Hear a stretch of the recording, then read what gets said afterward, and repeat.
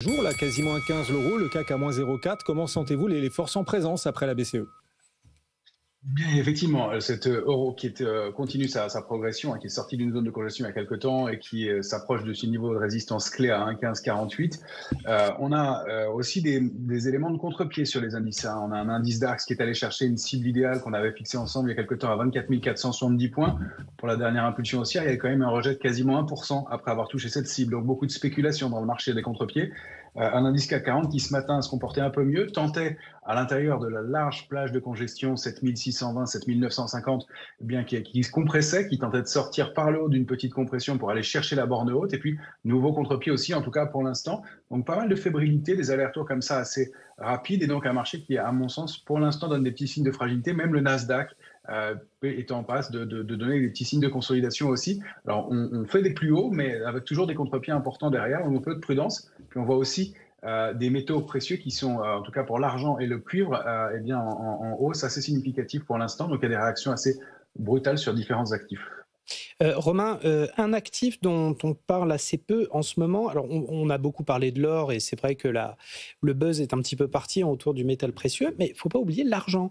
Il y a eu une belle remontée là, ces dernières semaines, on est du côté des 34 $. Les cours restent fermes, 36, mais alors ouais. surtout, il y a un indicateur technique là, qui intéresse notamment les investisseurs suisses, c'est que le rapport entre l'or et l'argent a dépassé le niveau de 100 pour 1 et historiquement, ils y voient un indicateur de ralentissement économique très très fort.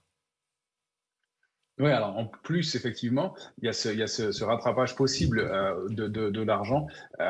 Et c'est un mouvement qu'on a observé, on l'a évoqué souvent, l'argent ensemble depuis quelque temps.